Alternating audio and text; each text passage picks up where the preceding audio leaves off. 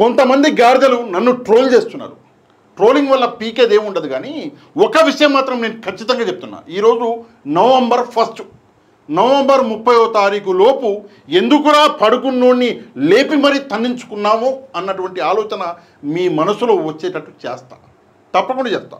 30 రోజుల్లో మీ మనసులో తప్పకుండా వచ్చేటట్టు చేస్తా. ఎప్పుడో సమయం ఉన్నప్పుడు ఇన్ని రోజులు వీడియో చేసిన, కాకపోతే ఈ 30 రోజులు ఈ వీడియోలకే సమయాన్ని కేటాయిస్తా, వేరే ఏ పని పెట్టుకోండి. ఇక ఆ గాడిదలు ఎవరు, ఏమని ట్రోల్ చేస్తున్నారు? కొంతమంది ఉన్నారు, వాళ్ళ పేరు నేను చెప్పను. కాకపోతే ఒక ఏమంటారు, న్యూస్ పేపర్లో కూడా దీనికి సంబంధించినటువంటి ఇండైరెక్ట్ వార్త అనేది వచ్చింది. ఇది ఆంధ్రజ్యోతి న్యూస్ పేపర్, నిన్నటిది, ఈరోజు కాదు నిన్నటిది. ఇందులో ఒక విషయం రాయడం జరిగింది. ఏమని అంటే, ఇక్కడ జగన్మోహన్ రెడ్డి గారి ఫోటో ఇచ్చి, జగన్ పరువు తీసేసిన సొంత మీడియా. ఎవరా సొంత మీడియా అంటే సాక్షి ఛానల్ అంట. ఏమని పరువు తీశారు అంటే, సీఎంగా లేకపోయినా తుఫాన్లో ఆదుకున్న ఏకైక మగాడట అని చెప్పేసి. అంటే జగన్మోహన్ రెడ్డి గారు సీఎంగా లేకపోయినా తుఫాన్లో ఆదుకున్న మగాడట అని చెప్పేసి సాక్షిలో వచ్చిందట. యాక్చువల్గా సాక్షిలో ఈ విషయాన్ని చెప్పింది నేనే ఈ విషయాన్ని చెప్పా. ఒకసారి మీకు వినిపిస్తా, నేను చూపించలేను, వినిపిస్తాను, ఒకసారి జాగ్రత్తగా వినండి. ఇందాక నేను చెప్పాను మీకు, నాయకుడు లేని సమాజాన్ని సృష్టించడమే ఒక నాయకుడు చేయవలసిన పని. జగన్మోహన్ రెడ్డి గారు ముఖ్యమంత్రిగా ఆయన తొలగిపోయి 16 నెలలు ఏమైంది సార్. అయినా కూడా ఈ రోజు కూడా జగన్మోహన్ రెడ్డి గారు లేకపోయినా ఈ తుఫానులో నిలబడ్డ మగోడు జగన్మోహన్ రెడ్డి గారు. ఎట్లా చెప్తాను. ఇందాక మీరు తుఫానులో నిలబడ్డ మగాడు జగన్మోహన్ రెడ్డి గారు, ఆయన ముఖ్యమంత్రిగా లేకపోయినా అని చెప్పేసి నేను చెబితే ఆ విషయాన్ని పట్టుకొని ట్రోల్ చేస్తున్నారు. ట్రోల్ చేయడం మాత్రమే కాదు, ఆంధ్రజ్యోతి పేపర్లో కూడా వచ్చింది. సరే, నా పేరు ఏం డీటెయిల్స్ రాలేదు, కానీ సరే పరువు తీస్తున్న సొంత మీడియా అని నేను చెప్పిన డైలాగ్ని ఇక్కడ రాయడం జరిగింది. మరికొంతమంది పచ్చ అంటే మీడియా అనాలా, సోషల్ మీడియా వాళ్ళైతే, ఇక పేరు నేను చెప్పను, ఎందుకంటే వాళ్ళకి ఆ స్థాయి ఇవ్వడం అనేది నాకు ఇష్టం ఉండదు. వాళ్ళైతే ఏకంగా నా మీద వీడియోలో చేసేసారు. అదే కాకుండా మరికొన్ని విషయాల మీద కొన్ని ట్రోలింగ్ జరిగినాయి. నాకు ట్రోలింగ్స్ అంటే చాలా ఇష్టం కాబట్టి ఎప్పుడూ నేను దీని మీద ఏ విషయం మాట్లాడలేదు. కానీ ఈరోజు అవసరం అనిపించింది. ఏం అవసరం అనిపించిందంటే, ఒకవైపు రాష్ట్రంలో జరుగుతున్నటువంటి డ్రామాలు, మరొక వైపు ప్రజలు పడుతున్న కష్టాలు. ఈ కష్టాలని, ఈ డ్రామాలని ప్రజలకు కనిపించకుండా చేయాలి అన్నటువంటి ఒక దురుద్దేశంతో ఈరోజు ఇట్లాంటి పనికి మాలిన మాటలు, ఇట్లాంటి పనికి మాలిన చేష్టలు చేస్తున్నారు ఈ పచ్చ మీడియా, పచ్చ సోషల్ మీడియా వాళ్ళు. కాకపోతే మనం ఊరుకుంటామా, మొత్తం బయట పెట్టేస్తాం. సరే, ఈ వీడియో స్టార్టింగ్ అన్నది ఈ ఫోటోతో చేస్తా, కొంచెం జాగ్రత్తగా చూడండి. ఈ ఫోటోతో మొదలు పెడదాము. కాకపోతే వీడియోని చూడడం మాత్రమే కాదండి, తప్పకుండా ఒక లైక్ చేయండి. ఎందుకంటే మీరు లైక్ చేస్తే వీడియో అనేది వైరల్ అవుతుంది. ఇట్లాంటి వాళ్ళకి సమాధానం అన్నది చెప్పడం మన కర్తవ్యం కాబట్టి ఒక లైక్ చేయండి. ఈ ఫోటోలో ఏమన్నా తప్పుందా? ఏం తప్పులే, అసలు ఏమీ తప్పు లేదు. కానీ విషయం ఏంటంటే, ఇట్లాంటి ఫోటోలు, వీడియోలు, ఒకవైపు తుఫాన్ వచ్చి ప్రజలు పరేషాన్ ఉంటే ఇట్లాంటి ఫోటోలు, ఇట్లాంటి వీడియోలు కోకొల్లలు సోషల్ మీడియాలో మార్కెటింగ్. ఒకవైపు ప్రజలు తుఫాను వల్ల బాధపడుతుంటే మరోవైపు మార్కెటింగ్. ఎంత మార్కెటింగ్ సాగింది అంటే, చంద్రబాబు నాయుడు గారు వేలు పెడితే ఫోటో, కాలు పెడితే ఫోటో. ఈ ఫోటోలో నేను 2 విషయాలు మాట్లాడాలనుకుంటున్నాను. సాక్షి టీవీలో కూడా అదే మాట్లాడా, ఇక్కడ కూడా. చంద్రబాబు నాయుడు గారు ఇక్కడ కూర్చున్నారు, రివ్యూ మీటింగ్ తీసుకుంటున్నారు. నో డౌట్ ఒక ముఖ్యమంత్రిగా రివ్యూ మీటింగ్ తీసుకోవాలి. కానీ ఇక్కడ ముందల స్క్రీన్లు కనిపిస్తున్నాయి. ఇది ఒక సెటప్, అంటే మొత్తం ఆఫీస్. ఈ స్క్రీన్లలో ఇక్కడ మీకు చూస్తుంటే ఇక్కడ కొన్ని విషయాలు, వాతావరణానికి సంబంధించినటువంటి ఈ మానిటర్స్. ఇందులో చంద్రబాబు నాయుడు గారికి అర్థమయ్యేది ఏముంటుంది నాకు అర్థం కాదు. ఎందుకంటే ఆయన ఆ స్పెషలిస్ట్ కాదు. దానికి సంబంధించినటువంటి స్పెషాలిటీ అనేది చంద్రబాబు నాయుడు గారితో లేదు, నా దగ్గర లేదు, మీ దగ్గర లేదు, సామాన్య ప్రజల దగ్గర ఉండదు. ఆ వాతావరణ శాఖకి సంబంధించినటువంటి అధికారులు, స్పెషలిస్టుల దగ్గరనే ఆ విషయాలు వాళ్ళకి అర్థమవుతాయి. ఈ మానిటర్లో ఉన్న విషయాలు వాళ్ళకే అర్థమవుతాయి, సామాన్య ప్రజలకు అర్థం కావు. సరే, చంద్రబాబు నాయుడు గారు ముఖ్యమంత్రి అయినా కూడా సామాన్య మానవుడే కాబట్టి ఆయనకి వాతావరణ శాఖ అవగాహన ఉండదు. కాబట్టి ఈ మానిటర్ల ముందర కూర్చొని ఈ ఫోటోలు దిగడం అవసరమా? ఇది మొదటి సందేహం, నా సందేహం. రెండో సందేహము, సరే ఇందులో ఇంతమంది ఉన్నారు. యాక్చువల్గా మనం చూసుకుంటే ఇలాంటి సమయాల్లో అధికారులే పెద్ద పాత్ర పోషిస్తారు అధికారులు అడ్వైజ్ ఇస్తారు. సార్ ఇట్లా చేద్దాం సార్ అంటే ముఖ్యమంత్రి గారు సరే చేయండి అని చెప్పేసి చెప్తారు. అంటే ముఖ్యమంత్రి కావాలి, అధికారులు ఉండాలా, ముఖ్యమంత్రి ఉండాలా. సరే, ఒక పాయింట్లో హోంమంత్రి గారు కూడా ఉండాలి. ఇక్కడ హోంమంత్రి గారు ఉన్నారు, చూసారా? ఇక్కడ హోంమంత్రి గారు కనిపిస్తున్నారా? హోంమంత్రి గారు ఉండాలి. ఎందుకంటే ఎక్కడో చుట్టుపడ్డది లేదా ఏదో కష్టం వచ్చింది, ఇమీడియట్గా పోలీసు వాళ్ళని మొబిలైజ్ చేయాలి. హోంమంత్రి గారు ఉండాలి. కానీ నా డౌట్ ఏంటంటే, ఒక ఐటీ మంత్రి, ఒక విద్యాశాఖ మంత్రికి ఇక్కడ పనేంటి? నారా లోకేష్ గారికి నాకు అస్సలు అర్థం కాదు. ఆయన ఉప ముఖ్యమంత్రి కాదు, ఆయన దగ్గర వేరే మంత్రిత్వ శాఖలు లేవు. ఒక ఐటీ మంత్రి, ఒక విద్యాశాఖ మంత్రి ఈ మీటింగ్లో ఏం చేస్తున్నాడు? ఎలివేషన్స్ కాకుండా ఇంకేం చేస్తున్నాడు? ఏమీ చేయలే. ఏం చేశారు అంటే, రాత్రి మొత్తం అక్కడ ఉన్నాం, రాత్రి మొత్తం దేనికి సార్? ముఖ్యమంత్రి గారు కష్టపడుతున్నారు. ముఖ్యమంత్రి గారు అంటే మాకు చాలా ఇష్టం, ప్రేమ. ఆయన చేయవలసిన పని ఆయన చేస్తున్నారు. హోంమంత్రి గారు పాపం ఆమె కూడా ఉండాలి కాబట్టి ఉన్నారు. కానీ విద్యాశాఖ మంత్రి, ఐటీ మంత్రి మీరేం చేస్తున్నారు ఇక్కడ? ఈ విషయం ప్రజలు ప్రశ్నించరా? ప్రజలకు అర్థం కాదా? ఒకసారి దయచేసి కామెంట్ రూపంలో సమాధానం చెప్పండి. ఇది మొదటి విషయం. ఇక ఎలివేషన్స్ ఏ రేంజ్లో ఉన్నాయి?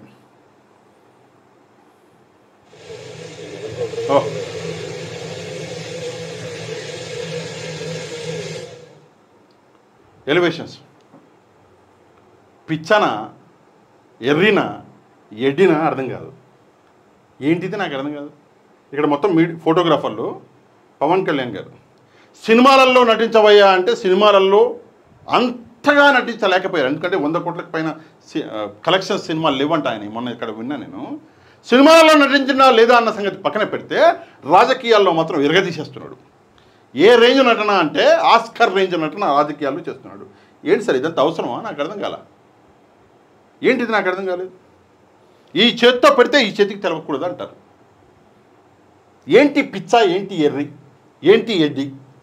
ఇట్లాంటి పనికిమాలిన విషయాలు జగన్మోహన్ రెడ్డి గారికి రాలేదే. ఆయన ఎప్పుడు ఇట్లా ఈ రేంజ్లో పనికిమాలిన పనులు చేయలేదే. మీరేం మంచి చేశారు అన్న సంగతి పక్కన పెడితే మీరు చేసిన ఈ రచ్చ ఎంత గలీజుగుంది, ఎంత గలీజుగుంది ఒక్కసారి ఆలోచించండి. ఒకవైపు ప్రజలు ఇండ్లు కొట్టుకపోయి, పశువులు కొట్టుకపోయి, జీవనాధారాలు కొట్టుకపోయి, పొలాలు కొట్టుకపోయి, పంట చేతికి వచ్చిన పంట కొట్టుకపోయి ప్రజలు పరేషాన్ ఉంటే ఇక్కడ ఎలివేషన్లా ఇంకా కొన్ని వీడియోలు ఉన్నాయి ఎలివేషన్లు. కాకపోతే అందులో మ్యూజిక్ ఉంది, ఎందుకులే గలీజుగా ఉంటుంది. ఇదా పరిస్థితి. సరే, ఒకవైపు ఇంత పెద్ద కష్టం వస్తే మీరు రాజకీయాలు మాట్లాడతారా అని మీరు అడగొచ్చు. ఇది లోకేష్ గారు కూడా చెప్పారు, ఒకసారి వినండి జాగ్రత్తగా.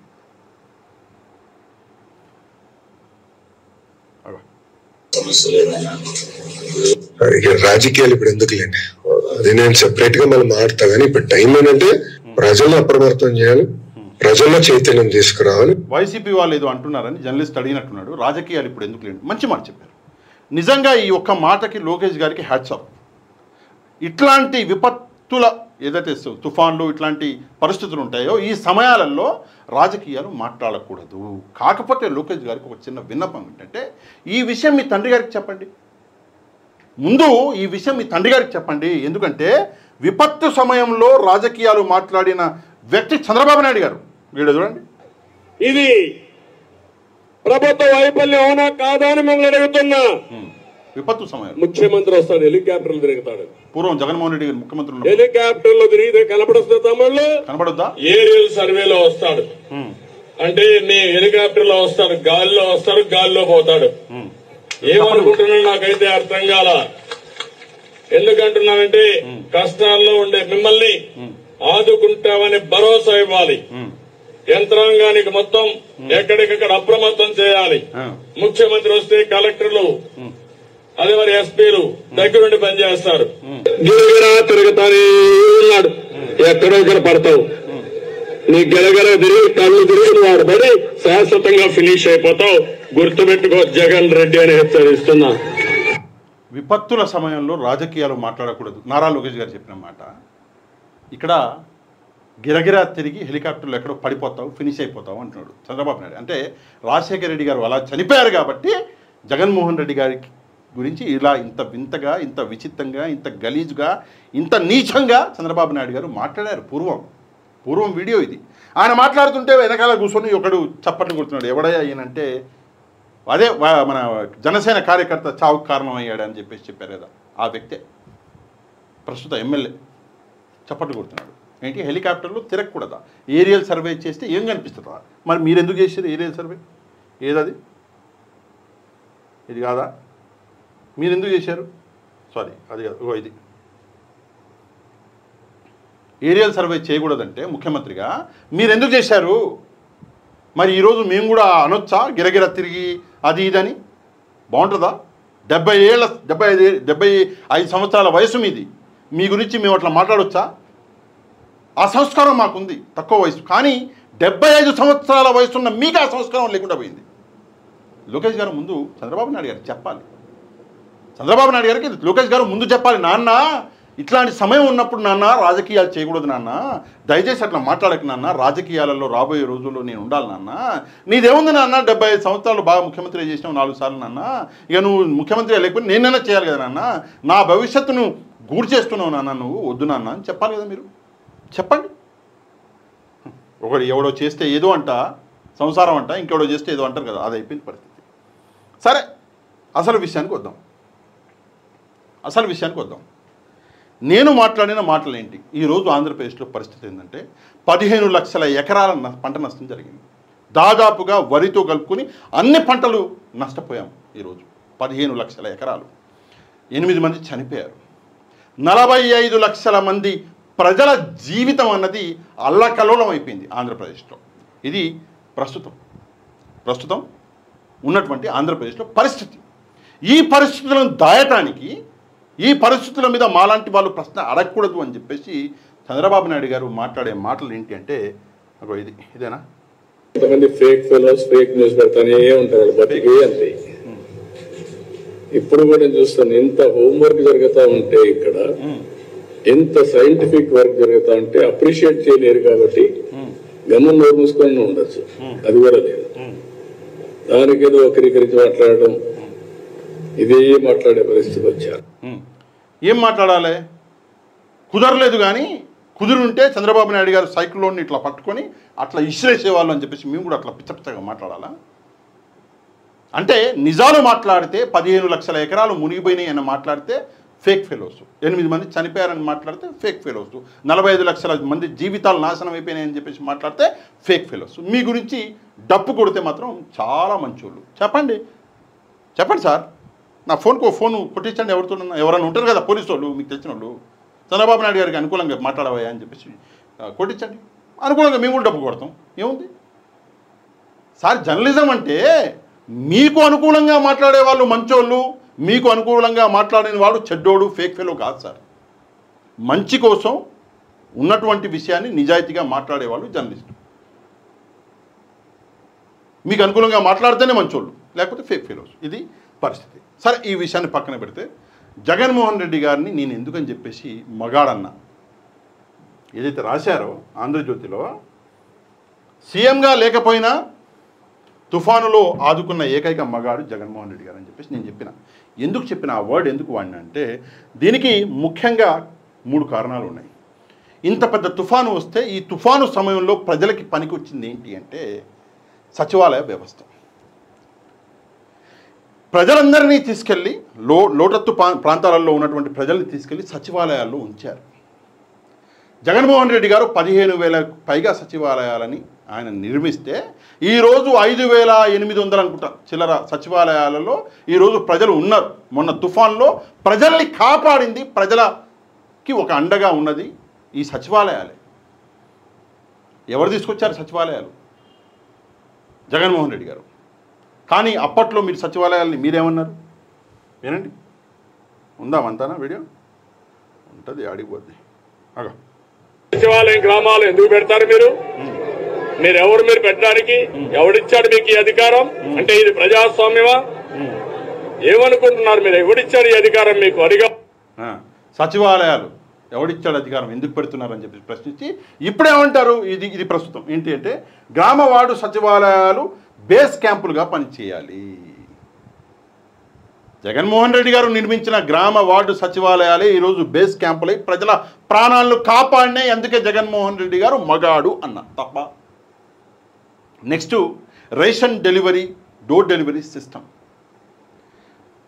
సమయం వచ్చిన ప్రతిసారి, కష్టం వచ్చిన ప్రతిసారి పనికొచ్చేది ఈ door delivery system, ration door delivery system. అది తీసుకొచ్చినటువంటి వ్యక్తి జగన్మోహన్ రెడ్డి గారు కాబట్టి ఆయనని మొగాడు అన్న. తప్పు చేసిన ఎంత ఘోరము అంటే మీరు ఇక్కడ కూర్చొని ఎలివేషన్లు ఇచ్చుకుంటా కూర్చుంటే జగన్మోహన్ రెడ్డి గారు తీసుకొచ్చినటువంటి ఆ సచివాలయాలు ప్రజల్ని కాపాడినాయి. డోర్ డెలివరీ సిస్టమ్ అన్నది మొన్న పోయిన ఏడాది విజయవాడలో మొత్తం విజయవాడ మునిగిపోతే, మీ అసమర్థత వల్ల మునిగిపోతే ఆ రోజు కూడా డోర్ డెలివరీ వెహికల్సే ఆ రోజు ప్రజల్ని కాపాడినాయి. ప్రజలకి ఇంత అన్నం అన్నది ఇవ్వగలిగినాయి జగన్మోహన్ రెడ్డి గారు తీసుకొచ్చినటువంటి వ్యవస్థ. రెండో వ్యవస్థ. మూడో వ్యవస్థ అత్యంత మంచి వ్యవస్థ వాలంటరీ వ్యవస్థ.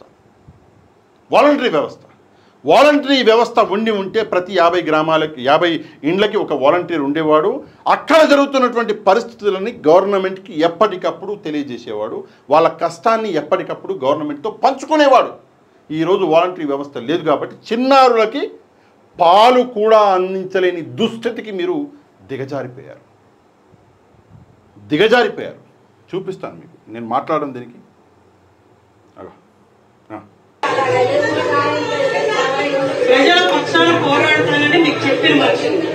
వినండి, ఈమె ప్రజల పక్షాన పోరాడతానని చెప్పిందంట. అప్పుడే ఈమె ఏమంటున్నారో ఒకసారి వినండి, తర్వాత మనం మాట్లాడదాం.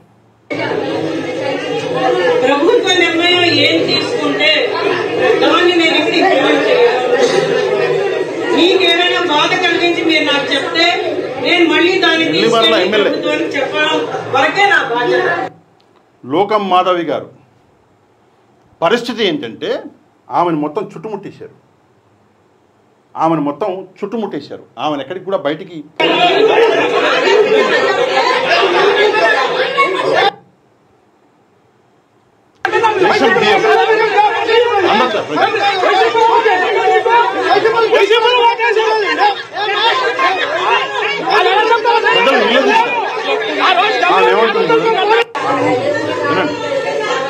ప్రజల పక్షాన పోరాడతానని మీకు చెప్పిన ప్రభుత్వ నిర్ణయం ఏం తీసుకుంటే దాన్ని నేను మీకేమైనా బాధ కలిగించి మీరు నాకు చెప్తే నేను మళ్ళీ దాన్ని తీసుకెళ్లి ప్రభుత్వానికి చెప్పడం వరకే నా బాధ్యత. అంతే బాధ్యత, అంతవరకే. అంతే బాధ్యత ఆమెది. ఈమె ఎవరు? 100 ఐటీ కంపెనీలు తీసుకొస్తా 100 రోజుల్లో అన్నది నెల్లిమల్లకి. ఇవాళ 16 నెలలు అయిపోయింది అనుకుంటా. ఇంతవరకు అసలు పత్తా లేదు, గతి లేదు. వీళ్ళు నాయకులు. ఈరోజు పరిస్థితి ఇది. ఈ పరిస్థితుల్లో కూడా జగన్మోహన్ రెడ్డి గారు తీసుకొచ్చినటువంటి 3 అతిపెద్ద స్కీమ్స్, సచివాలయం, డోర్ డెలివరీ, వాలంటీర్లు ఉండుంటే ఇవన్నీ జరిగేవా? దీనికి పైగా చంద్రబాబు నాయుడు గారు ఏమంటారు వాలంటీర్ల గురించి? ఇక్కడ చూడండి, మీకు వినిపిస్తాను, కొంచెం జాగ్రత్తగా వినండి. ఒకప్పుడు 2,65,000 మందిని వాలంటీర్స్ పెట్టారు. ఒక రోజు పెన్షన్ ఇవ్వడానికి, 2 గంటల పని. అది ఇప్పుడు 1,65,000 మందితో 3 గంటల్లో పెన్షన్లు అయిపోతున్నాయి. 2,65,000 మందిని పెట్టారు ఓన్లీ పెన్షన్ ఇవ్వడానికి అంట. ఎవరిని? వాలంటీర్స్ని. అవగాహన విషయం ఏమిటంటే అవగాహన. నాకు అవగాహన లేదు, సరే, మీకు లేదు, చూస్తోళ్లకు సరే. ముఖ్యమంత్రికి అవగాహన లేకపోతే ఇట్నే ఉంటుంది. వాలంటీర్లు పెట్టింది పెన్షన్ ఇవ్వడానికి మాత్రమేనా? ఏం మాటలు సార్, నాకు అర్థం కాదు. ఏం మాటలు? 50 కుటుంబాలకి ఒక వాలంటీర్ అనేవాడు ప్రతి చోట ప్రతి విషయానికి పనికి రావాలి. అది పర్పస్. రేషన్ కార్డు లేదు, వాలంటీర్ది బాధ్యత. ఆధార్ కార్డు లేదు, వాలంటీర్ది బాధ్యత. ఎవరికైనా హెల్త్ బాగాలేదు, వాలంటీర్ది బాధ్యత. సచివాలయంతో సమన్వయం చేసుకోవాలి, వాలంటీర్ది బాధ్యత. ఈ రేషన్ ఏదైతే డోర్ డెలివరీ వెహికల్స్ వస్తాయో ఆ డోర్ డెలివరీ వెహికల్స్ కరెక్ట్గా డెలివరీ చేస్తున్నాయా లేదా అని చూసేది వాలంటీర్ బాధ్యత. పెన్షన్లు ఇవ్వడము వాలంటీర్ బాధ్యత. ఎవరికైనా పెన్షన్ కట్ అయిపోతే దాని ప్రభుత్వానికి తెలియజేయడం వాలంటీర్ బాధ్యత. కట్ అయిపోయిన పెన్షన్ని మళ్ళీ అప్లై చేసి వాళ్ళకి న్యాయం చేయడం వాలంటీర్ బాధ్యత. ఎవరైనా వికలాంగులు ఉంటే ఆ వికలాంగుల యొక్క సర్టిఫికెట్లు అన్నీ కూడా వాలంటీర్ బాధ్యత. అంటే ఒక కుటుంబాన్ని అన్ని రకాలుగా ప్రభుత్వంతో కనెక్ట్ చేయగలిగినటువంటి వ్యక్తి వాలంటీర్. కానీ మీరు ఈరోజు ఏం మాట్లాడుతూ కేవలం పెన్షన్లు ఇవ్వడానికి పెట్టారంట. అంటే ప్రజలు పిచ్చనా కొడుకులు అందరం, మేమందరం మమ్మల్ని ఇంకా పిచ్చోడు చేయొచ్చు మీరు. ఇది ప్రస్తుతం నడుస్తున్నటువంటి విషయం. సరే, ఆ విషయాన్ని కొంచెం పక్కన పెట్టి చివరికి ఒక చిన్న ఇంపార్టెంట్ విషయం మాట్లాడదాం. క్రాప్ ఇన్సూరెన్స్ గురించి మనం మాట్లాడదాం. చాలా అవసరం ఉంది, చాలా అవసరం. ఆంధ్రప్రదేశ్లో క్రాప్ ఇన్సూరెన్స్ ఉందా? దయచేసి ఈ ప్రశ్నకి మీరన్న చాలా చంద్రబాబు నాయుడు గారు సమాధానం ఇవ్వడు, కానీ మీరన్న సమాధానం ఇవ్వండి. ఒకవేళ క్రాప్ ఇన్సూరెన్స్ ఉండి ఉంటే ఈ 15 లక్షల ఎకరాలు ఏవైతే మునిగిపోయాయో ఆ డబ్బు అన్నది ప్రజలకు వచ్చేదా, రైతులకు వచ్చేదా కాదా? దయచేసి సమాధానం చెప్పండి. ఏముందా, క్రాప్ ఇన్సూరెన్స్ లేకపోతే సరే రైతులకు చంద్రబాబు నాయుడు గారు ఇస్తారు అని మీలో కొంతమంది అనొచ్చు. ఇన్సూరెన్స్ లేకపోతే ఏంది, మా నాయుడు గారు ఇస్తారండి. ప్రజల డబ్బు ప్రజలకి ఇవ్వాలి, అంతే కదా. ఇప్పుడు ప్రభుత్వం దగ్గర ఉన్నది ప్రజల డబ్బు. క్రాప్ ఇన్సూరెన్స్ ఉంటే కంపెనీలు ఇచ్చేవి, కానీ చంద్రబాబు నాయుడు గారు ఇస్తాడా ఇవ్వడా దేవుడి కనుక ఇచ్చినా కూడా ప్రజల డబ్బే ప్రభుత్వం నుంచే ఇవ్వాలి. అంటే ఈ జేబులోకి వెళ్ళి డబ్బులు తీసి ఈ జేబులో పెడుతున్నాడు, అంతే. మన డబ్బు ఈ జేబులోకి వెళ్ళి తీసి ఈ జేబులో పెట్టినట్టు అవుతుంది, అంటే ఇంత ఈజీగా ప్రజల్ని పిచ్చోళ్ళని చేసేటటువంటి పరిస్థితులు ఈరోజు కనిపిస్తున్నాయి. ఎంత ఘోరము అంటే ఒకవైపు ఒక మాట, మరొక వైపు ఇంకో మాట, ఇక ఏది దొరకలేదు అనుకోండి, చివరికి ఈయన వచ్చేస్తాడు. ఎవరు సార్ చూపించా మీకు ఇందాక, నాకు ఎందుకో మనసు ఒప్పలే, ఇంకోసారి చూపించాలి. ఇట్లాంటి దృశ్యాలు మనం మాటికి చూడాలి. మనం ఎంత పెద్ద తప్పు చేసినామో మనకు తెలవాలి కదా. నటన సావిత్రి గారు లేరు, కానీ స్వర్గీయ సావిత్రి గారు చూస్తుంటే నిజంగా షాక్ అయిపోయారు. సావిత్రి గారు ఆ లెవెల్లో నటించేస్తున్నాడు పెద్ద మనిషి. నిజంగా ఇవి ఘోరాలు. నేను మిమ్మల్ని ఒకటే ప్రశ్న అడుగుతా. ఈరోజు నేను చెప్పినటువంటి మాట ఏదైతే ఉందో ఆ మాట నిజమా కాదా? సీఎంగా లేకపోయినా తుఫాన్లో ఆదుకున్న ఏకైక మొగాడు జగన్మోహన్ రెడ్డి గారా కాదా? ఈ ప్రశ్నకి దయచేసి కామెంట్ రూపంలో సమాధానం చెప్పడం మాత్రమే కాదు, వీడియోని లైక్ చేయడం మాత్రం అస్సలు మర్చిపోవద్దు. ఎవరైతే ఛానల్ని సబ్స్క్రైబ్ చేసుకోలేదో ఛానల్ కూడా సబ్స్క్రైబ్ చేసుకోండి. నెక్స్ట్ వీడియోలో మళ్ళీ కలుద్దాం. అంతవరకు థ్యాంక్ యూ వెరీ మచ్. జై హింద్.